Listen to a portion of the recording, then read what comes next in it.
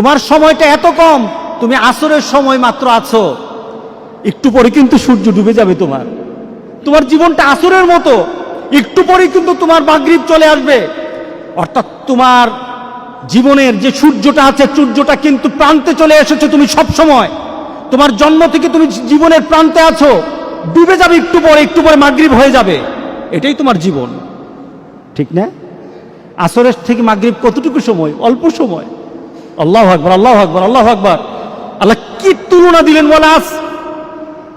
এখন মিলিয়ে নেন, আপনার আমার জীবনকে এখন মিলাই। আল্লাহ বলছেন ইন্নাল ইনসানা লাফি খুসর। প্রত্যেকটি মানুষ, প্রত্যেকটি মানব, ইনসান বলা হয়েছে, হিউম্যান কাইন্ড, প্রত্যেকটি মানুষ আল্লাহ বলছেন ক্ষতিগ্রস্ত, সবাই ক্ষতির মধ্যে আছে। আল্লাহ বলেন না, আমার কিছু কিছু বান্দাকে আমি কিন্তু ক্ষতির মধ্যে ফেলে দেব না। আমরা কি পড়তে চাই বলেন তো দেখি? আমরা কি পড়তে চাই যে আল্লাহ বলেছেন আমার কিছু বান্দাকে, তার জীবন, তার যৌবন, তার জীবনের সকল কর্ম, তার আখিরাতকে আমি ক্ষতিগ্রস্তের মধ্যে ফেলে দেব না। আল্লাহু আকবার বলি।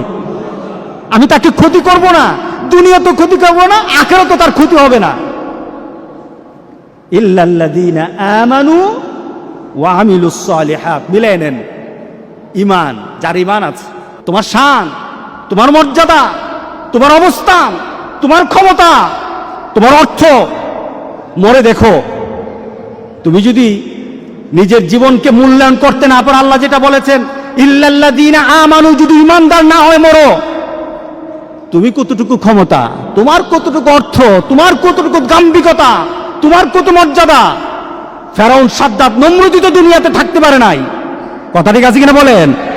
ফেরাউন, সাদ্দাত, নমরুদ তো দুনিয়াতে নাই। আছে নাকি? ফেরাউনের বাড়ি আছে, সাদ্দাতের বাড়ি আছে, সম্পদ ছিল কিনা বলেন? সবই তো ছিল, কিন্তু তারা কি লাভবান না ক্ষতির মধ্যে আছে? ক্ষতির মধ্যে আছে। আল্লাহু আকবার, আল্লাহু আকবার। ইল্লাল্লাযীনা আমানু, যারা ঈমানদার, আল্লাহ বলেন তার কোনো ক্ষতি হবে না।